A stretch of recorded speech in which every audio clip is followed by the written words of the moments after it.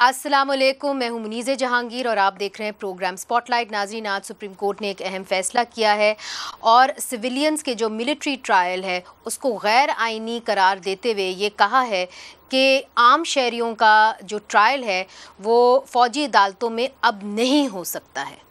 Supreme court ने 9 मई में मुलव्विस तमाम अफराद के केसेस को फौजदारी अदालतों में चलाने का हुक्म दिया है। सुप्रीम कोर्ट ने आर्मी एक्ट की शिक 21D और सेक्शन 59 की जिली शिक 4 को भी खिलाफ आइन करार देते हुए इन शिकों को कलअदम करार दे दिया। वाज़े रहे, आर्मी एक्ट की ये 2 शिकें हैं जिनके तहत मिलिट्री को सिविलियंस के ट्रायल या कोर्ट मार्शल का हक हासिल था और इन शिकों के खत्म हो जाने से सिविलियन के मिलिट्री ट्रायल का रास्ता हमेशा के लिए बंद हो जाएगा। याद रहे कि आर्मी एक्ट में ये शिकें साबिक मिलिट्री डिक्टेटर अयूब खान ने 1967 में एक ऑर्डिनेंस के जरिए शामिल की थी। दूसरी तरफ पाकिस्तान पीपल्स पार्टी के चेयरमैन बिलावल भुट्टो जरदारी ने इलेक्शन कमीशन से फौरी तौर पर इलेक्शन की तारीख देने का मुतालबा करते हुए कहा है कि election delayed is election denied. Ladies and gentlemen, elections delayed or elections denied. It is only through a free, fair and impartial election where all contenders have a level playing field, an equal playing field, where the citizens of Pakistan are allowed to exercise their vote, exercise their right in choosing their leaders. कि इसके बजाय कि कोई और अदारा हुक्म दे कि election commission अपनी तौर पे अपना कानूनी और आईनी जिम्मेदारी मुकम्मल करके ये काम खुद कीजिए। हमें अपना भरास निकालने के लिए ये इलेक्शंस बहुत जरूरी है। जबकि चीफ जस्टिस काजी फाइज ईसा की सरबराही में 3 रुकनी बेंच ने 90 रोज में आम इंतखाबात के इनकाद से मुतल्लिक केस की समाअत के दौरान दरख्वास्त गुजार सदर सुप्रीम कोर्ट बार से कहा कि 90 दिनों में इलेक्शन वाली बात मुमकिन नहीं। सुप्रीम कोर्ट ने केस में इलेक्शन कमीशन और वफाकी हुकूमत को नोटिस जारी करते हुए समाअत 2 नवंबर तक मुलतवी कर दी। तो नाजरीन, अब ये सवाल उठता है कि क्या अब सिविलियंस का जो ट्रायल है वो फ़ौजी अदालतों में रुक जाएगा। और जिस तरह बिलावल भुट्टो जरदारी साहब ने आज एक अहम स्टेटमेंट दी है कि इलेक्शंस डिलेड और इलेक्शंस डिनाइड, इसका जो प्रेशर है क्या सुप्रीम कोर्ट के ऊपर पड़ेगा और क्या वो वाज़े हदायत देंगे कि इलेक्शंस जल्द से जल्द कराए जाएँ। इसी हवाले से हमने आज अपने गेस्ट को दावत दी है। इधर हमारे साथ लाहौर स्टूडियोज़ में मौजूद है पाकिस्तान मुस्लिम लीग नून के सीनियर रहनुमा जनाब राना मशहूद साहब, जो ख़ुद एक वकील हैं, और उनके साथ हैं इस्लामाबाद में जमीयत उलमा इस्लाम फे के सीनियर सेनेटर और सीनियर रहनुमा साबिक सदर सुप्रीम कोर्ट बार के सदर कामरान मुर्तज़ा साहब। आपका भी बहुत बहुत शुक्रिया। पाकिस्तान तहरीक इंसाफ से हमें ज्वाइन करेंगे ये इस्लामाबाद हाई कोर्ट के साबिक सदर हैं शुएब शाहीन साहब। तो वकीलों का जो है हमने इस वक्त पैनल बनाया हुआ है, मगर हमने दावत दी है पाकिस्तान पीपल्स पार्टी के सीनियर रहनुमा आजिज़ धामड़ा साहब को भी, ताकि बिलावल भुट्टो जरदारी की जो स्टेटमेंट है उसके ऊपर भी बात हो जाए। मगर सबसे पहले कामरान साहब, आपकी जानिब आऊँगी। अब जो शॉर्ट ऑर्डर आ गया है, अभी तक पूरा ऑर्डर तो नहीं आया सुप्रीम कोर्ट के 5 रुकनी बेंच का, मगर क्या इसके बाद जो सिविलियंस का ट्रायल हो रहा था मिलिट्री कोर्ट्स में वो रुक जाएगा और इसके अंदर सिर्फ ये 102 जो पीटीआई के वर्कर्स थे 9 मई से मुंसलिक थे उनका ही ट्रायल रुकेगा, कि जितने भी ट्रायल्स हो रहे हैं, चाहे वो कोर्ट मार्शल उनका हो रहा है सिविलियंस का, वो सारे जो भी हैं सिविलियंस के ट्रायल्स वो रुक जाएंगे फौजी अदालतों में?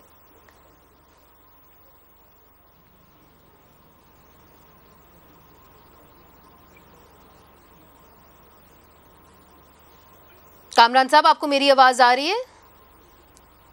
जी मैं सुन रहा हूँ आपको। मुझसे सवाल किया आपने? जी आपसे सवाल किया।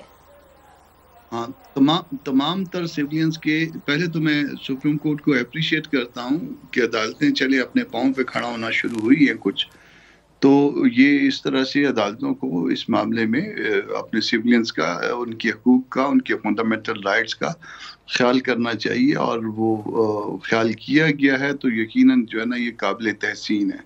और ये आर्टिकल 8 के पैरामीटर पे उन्होंने 2 सेक्शंस को जो है उन्होंने कहा है कि वाइड डिक्लेयर किया है। ये भी दुरुस्त है। दुनिया में शायद कहीं पे भी, या शायद हमारे जैसे मुल्कों में कहीं, शायद सिर्फ अपने सब्जेक्ट्स का, अपने सिविलियंस का इस तरह से ट्रायल परमिसेबल है, वरना ये मेरा ख्याल है इंसल्टिंग है, गैर मुनासिब सी बात है। जुर्म से, किसी ने अगर जुर्म किया है उस जुर्म से इनकार नहीं है, उसका जुर्म जो है वो यकीनन उसको डील किया जाना चाहिए। मगर उन कवानीन के तहत उन अदालतों में जहाँ पे आम सिविलियन को आम इससे भी बड़े जराइम करने के नतीजे में डील किया जाता है। तो ये तमाम का तमाम मामला जो है वो सिविल साइड पे जाना चाहिए था। पहले दिन से जो है हम ये मुतालबा कर रहे थे कि इसको जो है आम अदालतों में भले उसमें नहीं, मगर आपने इसका खैर मकदम तो कर दिया, कता कलामी माफ, मगर कुछ एक्सप्लेन भी करें, चूंकि आप वकील हैं कि और सुप्रीम कोर्ट के वकील हैं, कि ये बताइए कि अब जितने भी सिविलियंस के केसेस चल रहे हैं फौजी अदालतों में, कोर्ट मार्शल के भी चल रहे हैं, उन सब के रुक जाएंगे या कि सिर्फ जो 9 मई से मुंसलिक है उनके रुकेंगे? नहीं, ये सिर्फ 9 मई का मामला नहीं है। जितने भी सिविलियन है उनका ये कोई उसमें कोई एक मखसूस ग्रुप के लिए तो ये रिलीफ अवेलेबल नहीं है। ये तमाम वो सिविलियन जिनके जो है वो मिलिट्री कोर्ट में ट्रायल चल रहे हैं, जो आपके पाकिस्तानी शहरी हैं, उन तमाम के जो है केसेस आगे नहीं चल पाएंगे। वो तमाम सिविल अदालतों में, सिविल साइड पे अदालतों में मुंतकिल करने पड़ेंगे। सिविल साइड की क्रिमिनल अदालतों में, क्रिमिनल जहाँ पे क्रिमिनल केसेस ट्रायल होते हैं, तो वहाँ जहाँ पे भी जुरिस्डिक्शन है वहाँ पे उनको वो करना पड़ेगा और वो हो जाएंगे। मेरा ख्याल है अगर इसकी अपील वगैरह और अपील में भी तो मामला जा सकते हैं ना कामरान साहब। तो अगर ये मामला अपील के अंदर चला गया तो उसकी क्या आप समझते हैं नतीजा निकलेगा? क्या हो सकता है कि ये फैसला ओवरटर्न कर दिया जाए अपील के अंदर सुप्रीम कोर्ट में? देखिए, मैं नहीं समझता, मुझे नहीं पता कि कल क्या फैसला होगा, मगर मैं नहीं समझता कि इसको ओवरटर्न किया जाए। उसकी रीज़न ये है कि ये आप जब वो मिलिट्री ट्रायल वाला जिसमें हम सब पेश होते थे, मिलिट्री कोर्ट जो पहले बनी थी उसको कॉन्स्टिट्यूशनल कवर दिया गया था, उसमें सनसेट क्लास था। तो अब चूंकि इसमें कॉन्स्टिट्यूशनल कवर नहीं है तो इसको सेट असाइड अल्टीमेटली होना था, और ये सेट असाइड हो गया है। और मेरा ख्याल है कि अपील में भी यही फैसला जो है मेंटेन होगा। ठीक है, क्लियर हो गई। राना मशहूद साहब, आपने कामरान मुर्तज़ा साहब की बात सुन ली। इसको कॉन्स्टिट्यूशनल कवर जो है मिलिट्री के जो ट्रायल्स हो रहे थे, सिविलियंस के जो हो रहे थे ट्रायल मिलिट्री कोर्ट्स के अंदर, उसको कॉन्स्टिट्यूशनल कवर नहीं था। आपकी पार्टी जो है उसने बाय एंड लार्ज इसको सपोर्ट किया है कि सिविलियंस का ट्रायल मिलिट्री कोर्ट्स में होना चाहिए। एक जगह पे आप इमरान खान साहब की पार्टी जैसे ही हैं, क्योंकि उन्होंने भी 27 लोगों का जो है सिविलियंस का मिलिट्री कोर्ट्स के अंदर ट्रायल करने की इजाज़त दी थी जब वो हुकूमत में थे। क्यों आप दोनों एक ही पेज पे हैं इस इशू के ऊपर कि बेचारे सिविलियंस को आप भेजें उधर? बिस्मिल्लाहिर्रहमानिर्रहीम। देखें, जहाँ तक सिविलियंस के राइट की बात है, PMLN always stands for civilian supremacy. लेकिन दूसरी बात जहाँ पर ये मेरा ख्याल है मेरे भाई कामरान मुर्तज़ा साहब ने वो जो शॉर्ट ऑर्डर आया है वो पढ़ा नहीं है। ये स्पेसिफिक ऑर्डर है उन 103 लोगों के लिए जिनके ऊपर 9 मई के हवाले से कार्रवाई थी। उसका जो पैरा 2 है, without prejudice to the generality of the foregoing the trials of civilians and accused persons being around 103 persons who were identified in the list provided to the court by the learned Attorney General for Pakistan by way of CMA 5327 of 2023 in Constitution Petition number 24. All other persons who are now or may at any time be similarly placed in relation to events arising from and out of 9th and 10th May shall be tried by criminal courts of competent jurisdiction established under the ordinary and of special law of the land in relation। अच्छा, ये देखें अब बदकिस्मती क्या हो रही है कि ये वो सुप्रीम कोर्ट है जो इमरान खान के 4 साल के अंदर जब ट्रायल्स होते हैं इन्हीं कोर्ट्स के अंदर तो उसकी बात नहीं करते। 1967 का जो एक्ट आता है और जिसके 2D की बात हो रही है, यही सुप्रीम कोर्ट जो है बार बार इसको रेक्टिफाई करती रही है डिफरेंट मौक़ों के ऊपर। और इसी बेंच, इसी सुप्रीम कोर्ट का 11/6 से डिसीजन भी आया हुआ है। मैं पहले एक बात कर दूं, हम अगर ये ओवरऑल एक ब्लैंकेट बात करते हैं ना तमाम सिविलियंस की, तो ये आप कह रहे हैं इसमें नहीं है, मगर ये बात आपने जो कही है ना, let me take this forward because ये बात बड़ी अहम है जो आपने की। आजिज़ धामड़ा साहब ने, मुझे नहीं मालूम हमें ज्वाइन किया है कि नहीं किया, प्लीज़ मुझे बताइए। अच्छा, आजिज़ धामड़ा साहब आप हमारे साथ हैं, इस वक्त मौजूद हैं? जी, मैं आपको सुन रहा हूँ। बहुत बहुत शुक्रिया, आपने हमें ज्वाइन किया। आपकी जो पार्टी है उसने तो हमेशा से मिलिट्री कोर्ट्स के हवाले से एक मौक़िफ़ रखा है और वो यही है कि सिविलियंस को फंडामेंटल राइट्स का इख्तियार होना चाहिए, और चाहे कोई भी सिविलियन हो, चाहे PTI से मुंसलिक हो या कोई और सिविलियन, उसका ट्रायल फ़ौजी अदालतों में नहीं होना चाहिए। आप इसका खैर मकदम करेंगे? बिस्मिल्लाहिर्रहमानिर्रहीम। देखें, पीपल्स पार्टी के हवाले से आपने जो बात की, बिल्कुल उसमें कोई शक नहीं कि पीपल्स पार्टी हमेशा फंडामेंटल राइट्स की बात करती है। जब बात सिविलियन की आ जाती है तो इसमें मेरे ख्याल में हम इस डेफिनेशन में नहीं जा सकते कि कौन से सिविलियन सियासी कारकुनों का किस सियासी पार्टी से कोई ताल्लुक है। तो बात जब सिविलियन की आती है तो हमने हमेशा सिविलियन सुपरमेसी की बात की है पीपल्स पार्टी ने, और सुप्रीम कोर्ट के इस फैसले को बिल्कुल हम सपोर्ट भी करते हैं, क्योंकि जो अदालतें सिविल अदालतें बनी हुई हैं, गुनाह कितना भी किया जाए वो आला अदालतें जो हैं वो मौजूद हैं, ग्रास रूट पे मौजूद हैं, उनमें ट्रायल होना चाहिए। और पीपल्स पार्टी ये कतन पीपल्स पार्टी का मकसद नहीं है, जब हम फंडामेंटल राइट्स की बात करते हैं, कि कोई अगर रियासत के ऊपर हमलावर हो और उसका जो गुनाह है उसको उस लेवल का गुनाह है, मगर सिविल अदालतें अगर मौजूद हैं तो मेरे ख्याल में ट्रायल होना चाहिए। अगर कोई फिक्स होती है सजा तो बिल्कुल उसको मिलनी चाहिए। अच्छा कामरान मुर्तज़ा साहब, आपको थोड़ा सा अब वक्त मिल गया होगा ये देखने के लिए कि शॉर्ट ऑर्डर में क्या लिखा हुआ है, आप हमारी रहनुमाई कर दीजिए। इधर राना मशहूद साहब कह रहे हैं कि ये ऑर्डर सिर्फ उन 102 लोगों के लिए है जो 9 मई के इंसिडेंट के अंदर मुलव्विस थे। आपकी राय? मैंने सुना उनकी बात। उसमें ऐसा है कि इसकी ओपनिंग देखिए कि ओपनिंग किन अल्फाज से हुई है, उसकी ओपनिंग देखेंगे और फिर अदरवाइज आर्टिकल 25 को लेके उसको देखेंगे। क्या ये मुमकिन है कि एक सेट ऑफ पीपल को जो है, एक सेट ऑफ अक्यूज को जो है वो कह दें कि जी इनका ट्रायल तो नहीं हो सकता, और दूसरा सेट ऑफ अक्यूज को जो है ना वो कहें कि उनका ट्रायल हो सकता है? तो ये लॉ डिक्लेयर किया है सुप्रीम कोर्ट ने। जो अब दो तरह के लॉ होते हैं, एक जो पार्लियामेंट जो है वो डिक्लेयर करते, पार्लियामेंट जो लेजिस्लेट करती है, और दूसरा जो लॉ जो है वो सुप्रीम कोर्ट का वो डिक्लेरेशन हुआ करता है। तो ये एक डिक्लेरेशन है, और ये जर्नल डिक्लेरेशन है। ये इसमें वो जर्नलिटी, वो जो उसका जर्नल, उसका एक वो तो हिस्सा है ही है, मगर उसके अलावा जो है ना उन्होंने स्पेसिफिकली इस ट्रायल को जो है उन्होंने डिक्लेयर कर दिया। तो मगर जो उसका पहले ओपनिंग है, मेरा की वजह से तमाम के तमाम जितने भी सिविल लोगों के जो है ट्रायल में हो रहे हैं, वो सारे जो है वो इसका बेनिफिट उनको मिलेगा। जी, तो राना मशहूद साहब, कामरान मुर्तज़ा साहब ने क्लियर कर दिया। मैं तो जानना चाह रही थी आपकी पार्टी का मौक़िफ़ क्या है।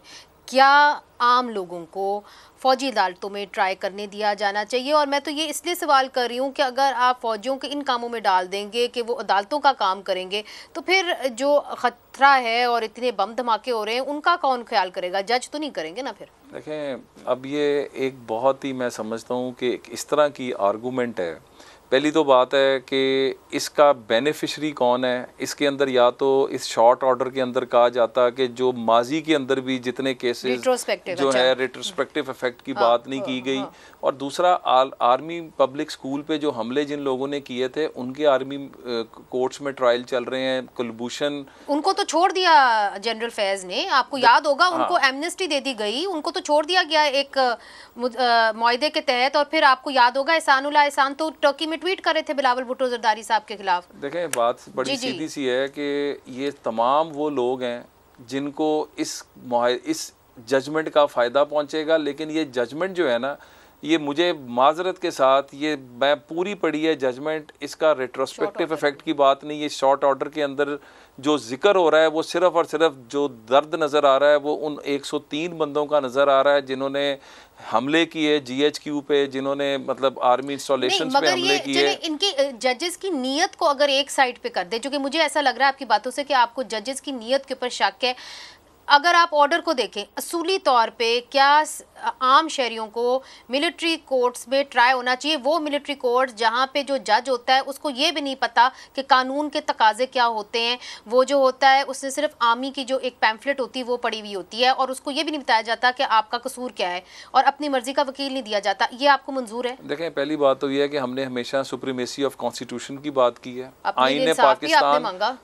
आईने पाकिस्तान जो है उसके मुताबिक जो बनता है वो होना चाहिए, किसी के साथ ज्यादती नहीं होनी चाहिए। मतलब PMLN का ये हमेशा मौक़िफ़ रहा है। लेकिन इसके साथ साथ देखें, ये एक बड़ी ये थिन लाइन है। इसके ऊपर वो लोग जो डायरेक्ट इंस्टॉलेशंस, मतलब ये तो एजेंट्स करते हैं, जो जिस तरह के हमले हुए इन लोगों के ऊपर या तो फिर कानून कोई नया आना चाहिए, और जब तक नया कानून नहीं आता सख्त से सख्त, क्योंकि ये एक मैसेज है जो हमने देना है। आपको क्या लगता है कि एंटी टेररिज्म कोर्ट में इनको छूट मिल जाएगी, सख्त सजा नहीं मिलेगी? देखें, एंटी टेररिज्म कोर्ट के अंदर आप देख लें कि वहाँ पर जो प्रोसिक्यूशन के जो इश्यूज होते हैं, जो बाकी इश्यूज होते हैं, मैं एज ए लॉयर ये समझता हूँ, और एज ए फ्रेंकली मतलब डेमोक्रेटिक नॉर्म्स को अपहेल्ड करने के लिए, कि बिल्कुल हमारे जो अदालतें हैं और हमारे जो प्रोसिक्यूशन के डिपार्टमेंट्स हैं, इनको इतना स्ट्रांग होना चाहिए कि ये ज़रूरत ही ना पड़े। लेकिन जब तक हम उसको स्ट्रेंथन नहीं करते, शॉर्टकट मारे ना, बजाय कि आप अपनी अदालतें ठीक करें, आपने ये आउटसोर्स कर दिया है उन लोगों को जिनका काम ही ये नहीं है। हमने पहली बात है कि अदालतों को जितना स्ट्रेंथन हमने किया, हमने उनकी तनख्वाहें बढ़ाई, हमने उनका नीचे इंफ्रास्ट्रक्चर जो है उसके ऊपर काम किया।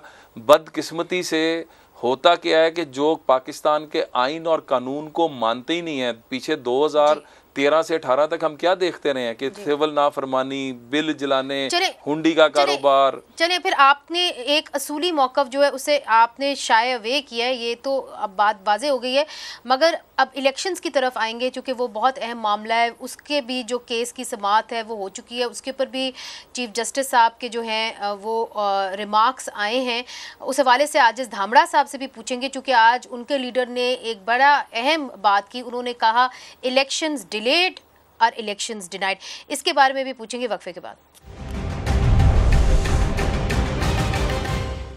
वेलकम बैक नाजरीन, हम सुप्रीम कोर्ट के उस अहम फैसले के बारे में बात कर रहे हैं जहां पे सुप्रीम कोर्ट ने ये कहा है कि सिविलियंस का फ़ौजी अदालतों में जो ट्रायल है वो गैर आईनी है। शुएब शाहीन साहब जो पाकिस्तान तहरीक इंसाफ के एक अहम रहनुमा हैं आजकल और वकील हैं, शुएब शाहीन साहब, आप लोग तो चाहते थे कि ऐसा एक फ़ैसला आ जाए, मगर क्या इस फैसले के ऊपर अमल दरामद हो सकेगा? चूँकि जो पिछले फ़ैसले हुए हैं सुप्रीम कोर्ट के या अदालतों के, सुप्रीम कोर्ट तो नहीं मैं कहूँगी मगर अदालतों के, उसके ऊपर अमल दरामद आपके जो पीटीआई के वर्कर्स हैं उनके हवाले से नहीं हुआ। कई आपकी जो ख़वातीन हैं उनको छोड़ दिया जाता है, बेल हो जाती है, मगर जेल के बाहर से ही उनको फिर से अरेस्ट कर लिया जाता है।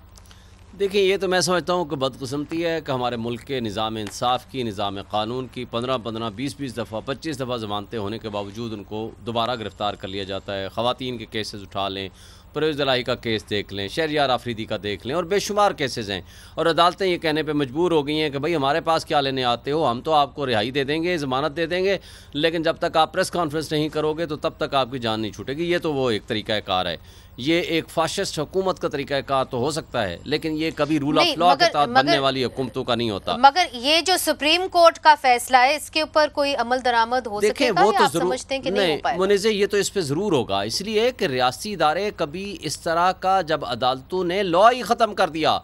इसके अंदर एक और बड़ी अहम बात है, मैं राना साहब की बात सुन रहा था, वो पैराग्राफ नंबर 2 में तो 9th एंड 10th में के हवाले से है। पैराग्राफ नंबर 3 में कहा है कि जो लोग भी इसमें होंगे या कभी आइंदा के लिए होगा, वो उन सब लोगों को इसका बेनिफिट मिलेगा। और पैराग्राफ नंबर 1 में जो 4/1 का फैसला है, उसके अंदर वो लॉ जो 1967 में अमेंडमेंट के ज़रिए सिविलियन के ऊपर, वो मार्शल लॉ के ज़माने में सिविलियन के ऊपर कोर्ट मार्शल लगाया जा सकता था, वो भी लॉ ही ख़त्म कर दिया, अल्ट्रा वारिस डिक्लेयर कर दिया। इसलिए जिस के ख़िलाफ़ इस वक्त कोई सज़ा है या जिस के ख़िलाफ़ सज़ा का कोई हो सकता है या अंडर ट्रायल था या है, वो सारे के सारी ख़त्म हो गई है।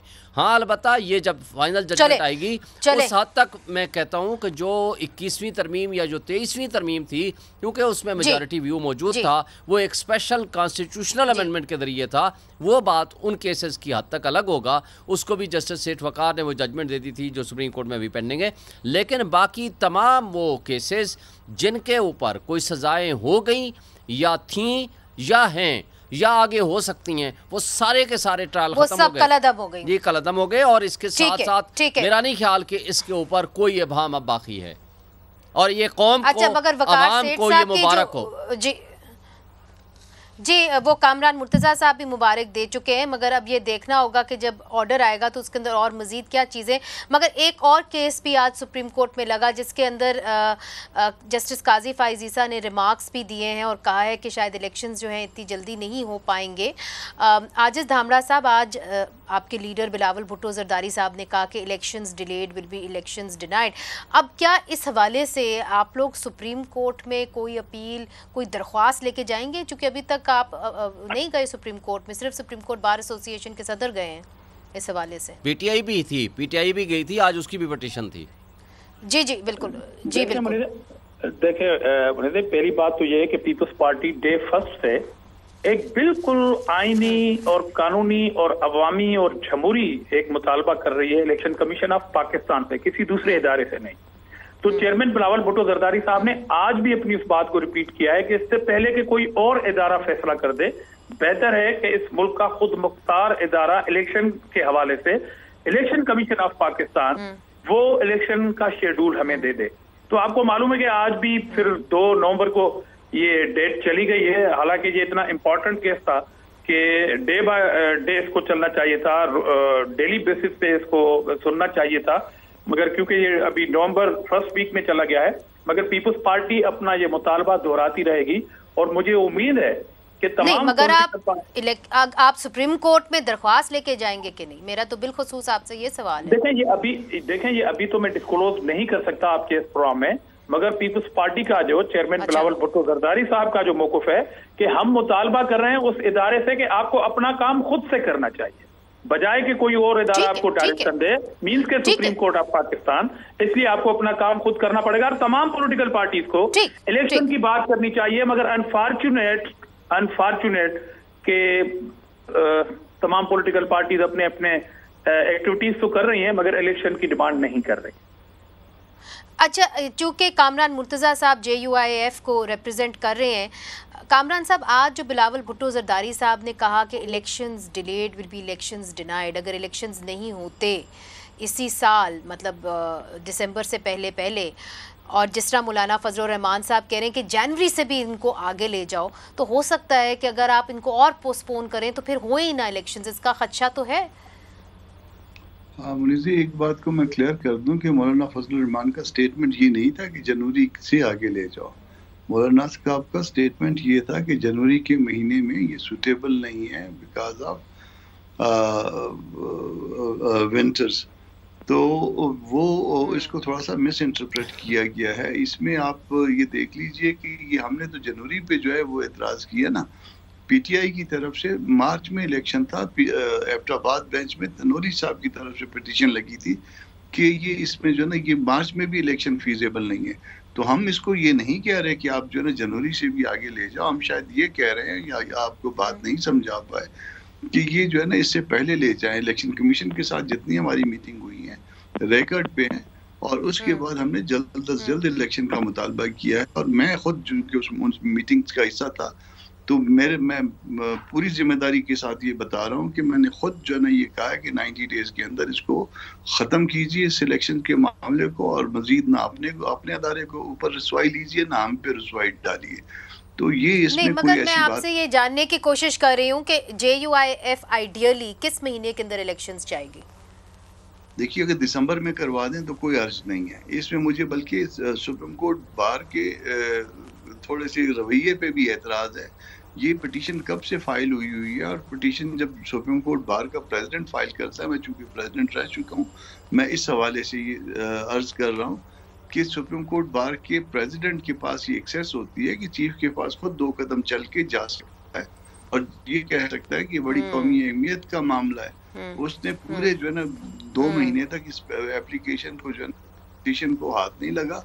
इसी तरह से यही काम पीटीआई ने किया। और अब इसके बाद जो डेट हुई है 2 नवंबर को फर्ज कर लीजिए कि 2 नवंबर को पार्टी जाके अपीयर भी हो जाती है सारी की सारी, तो वो फिर 5, 7, 10 दिन की डेट ले जाएंगे और उसके बाद वो कहेंगे कि जनवरी का तो पहले से, जनवरी के लिए तो हमने पहले से जो है ना अनाउंस किया हुआ है। तो ये जो है ना वो मुनासिब महीना काले दिसंबर का बनता है इस वक्त। अब इस वक्त के हालात के मुताबिक इससे आगे जाना जो है ठीक समझ गई, आपकी बात समझ गई। भी बहुत मसाइल बनेंगे। जी राना मशहूद साहब, आपकी जो सियासी जमात है, अब तो आपके जो लीडर हैं वो भी वापस आ गए हैं पाकिस्तान, तो आप लोग आइडियली किस महीने के अंदर इलेक्शंस देखना चाहेंगे? अब आप ये ना कहिएगा कि इलेक्शन कमीशन की स्वाबदीद है, चूँकि वो ज़रूर है, हम समझते हैं रिस्पॉन्सिबिलिटी उनकी है, मगर इतना बड़ा इवेंट है, आपकी कोई ना कोई आपकी पार्टी का मौक़िफ़ तो होगा कि कब होना चाहिए इलेक्शन। देखें जी, हमारा मौक़िफ़ तो बड़ा क्लियर है। मैं थोड़ा सा बैकग्राउंड बता दूं कि इलेक्शन के हवाले से एक हाउस कमेटी बनी जिसके अंदर तमाम सियासी जमातें मौजूद थीं। उन्होंने अपनी डेलिब्रेशंस करके जो सेंसस का फ़ैसला हुआ था, ये पीटीआई की जब गवर्नमेंट थी उसके अंदर सेंसस का हुआ डिसीजन, और उस सेंसस की बुनियाद के ऊपर डीलिमिटेशंस इलेक्शन कमीशन ने एक प्रॉपर स्केड्यूल दे दिया हुआ। अब ये जो एक इबाम फैलाया जा रहा है ना कि इलेक्शन की डेट नहीं दी जा रही, इलेक्शन कमीशन ने तो एक पूरा शेड्यूल दे दिया कि ये यहाँ तक जो है डिलिमिटेशंस होंगी, फिर जो है नवंबर के महीने में उसके ऊपर एतराज़ात होंगे, एतराज़ात के बाद जो चीज़ें फ़ाइनल होंगी वो दिसंबर के अंदर जो है होके उसके 30 या 90 डेज़ के अंदर इलेक्शंस। तो वो जो पूरे का पूरा जो बन रहा था उसमें जनवरी के एंड पर इलेक्शन बन रहा है, उसके ऊपर बिल्कुल एक सही किस्म की उसके ऊपर एक ऑब्जर्वेशन आई कि जनवरी के अंदर जो है सर्दी इतनी होती है कि कुछ इलाकों के अंदर तो एक्सेस ही नहीं रहता। पता है, हम तो मैं तो आपसे पूछ रही हूँ आप कौन से महीने में पाकिस्तान मुस्लिम लीग इलेक्शंस चाहती है? का मौकफ ये है कि जल्द से जल्द इलेक्शन हो। और एक चीज और बता दूं, बाकी तो सारे बातें कर रहे हैं ना, ग्रास रूट लेवल पर अगर किसी जमात की तैयारी है तो वो PMLN की है। हमारा grass root level union council तक वर्कर जो है उसको हमने एक्टिव कर दिया हुआ है, हमने अपनी तंजीमों को एक्टिव कर दिया हुआ, और ये आज का नहीं किया हुआ। तो अगर किसी जमात की तैयारी है तो वो PMLN की है। जल्द से जल्द इलेक्शन होना चाहिए। पाकिस्तान की मईशत को, इकोनॉमी को जो हम खड़ा करने की तो दिसंबर में हो जाए, जिस तरह के कामरान मुर्तजा साहब कह रहे हैं, हो जाए, इशू नहीं है। दिसंबर में हो जाए, जनवरी में और हो जाए। जो मियां नवाज शरीफ साहब कह रहे हैं कि जी मेरे सियासी एक्सपीरियंस का निचोड़ ही यही है कि जी हमें सबसे बात करना चाहिए, तो मियां नवाज शरीफ साहब क्या बिलखुसूस इमरान खान साहब से बात करने के लिए तैयार होंगे? देखिए, मेरी अब इसके ऊपर मैं मियां नवाज शरीफ साहब की तर्जुमानी तो नहीं कर सकता, लेकिन मैं जो खुद मेरा अपना पॉलिटिकल एक्सपीरियंस है ये वो इमरान खान साहब हैं कि जब मुल्की सलामती के ऊपर जब तमाम जमातों को इकट्ठा किया गया जिसमें तमाम अदारे भी शामिल थे, he refuse to sit in that meeting, क्योंकि उनको कौमी सलामती से बढ़कर जिस बंदे को कोई चीज़ की परवाह ना हो, तो मियां नवाज शरीफ साहब एक मतलब हमेशा सबको साथ लेके चलने की बात करते हैं, सबको साथ लेकर पाकिस्तान को आगे लेके चलने की बात करते हैं। तो आगे आइंदा आने वाले दिनों में बिल्कुल राब्ते भी होंगे, पाकिस्तान के लिए जो बेहतरीन चीज़ें हैं वो भी होंगे, लेकिन इमरान खान से राब्ता मैं ज़ाती तौर पर समझता हूँ 9 मई पे उनको कौम से माफ़ी मांगनी चाहिए, उसकी सज़ा भुगतनी चाहिए, उसके बाद उनसे बात हो सकती है। अच्छा, तो जब तक वो माफ़ी नहीं मांगेंगे तब तक आप उनसे बात भी नहीं करेंगे? मेरा ख्याल है कि पाकिस्तान की आपने बुनियाद पर हमला किया है, रेड लाइन क्रॉस की है, जब तक आप उसकी माफ़ी ना मांगे बात आगे नहीं चलेगी। तो शुएब शाहीन साहब, आपने सुन लिया, राना मशहूद साहब कहते हैं कि पहले इमरान खान साहब 9 मई के वाक़यात के ऊपर माफ़ी मांगे, फिर मियां नवाज शरीफ साहब उनसे बात करेंगे। और वैसे भी इमरान खान साहब को कौमी सलामती की भी कोई परवाह नहीं, और उनको कोई उस वक्त भी उनको जब दावत दी जाती थी कि आप आएँ बैठे इन मामलात के ऊपर बात करें, तो वो नहीं बैठते थे और बाकी सियासी जमातों को कहते थे कि आप सब चोर हैं, मैं आपसे बात नहीं करूँगा। देखिए मुनीज़े, पहली बात तो ये है कि अगर इस तरह की बात अगर आप करेंगे ना, तो इमरान खान तो उस दिन 9 मई को बंद था, अंडर डिटेंशन था, और उसके ऊपर फैसले भी आ चुके हैं। और 9 मई को रियासती दहशतगर्दी के ज़रिए हाई कोर्ट के ऊपर हमला करके उनको किडनैप किया गया थ्रू रेंजर्स, बाद में वो गिरफ़्तारी डाल दी गई।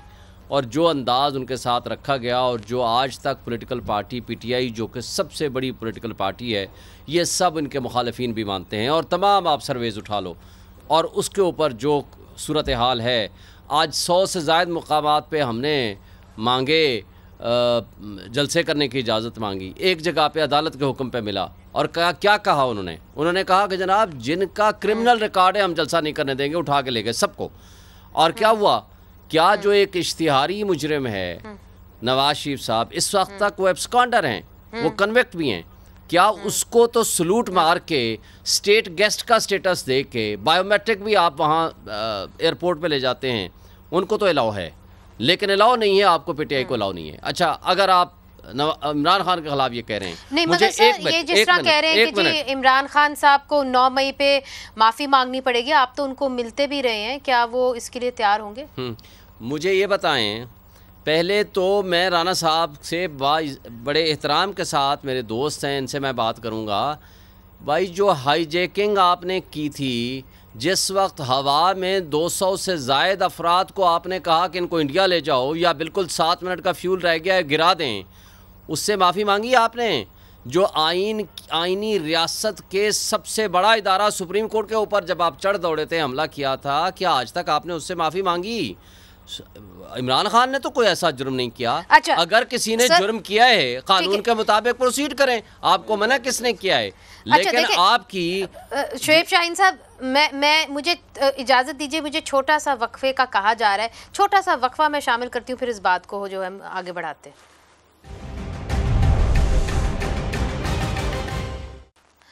वेलकम बैक नाजरीन। राना मशहूद साहब और शोएब शाहीन दोनों जो हैं वो ये बात कर रहे थे कि जी दोनों पॉलिटिकल जमातों को बात करनी होगी और एक तरीके से उनको ये कहना होगा कि जी अपोलोजाइज़ करना होगा। उनकी ये बात जो है वो बार बार कर रहे थे।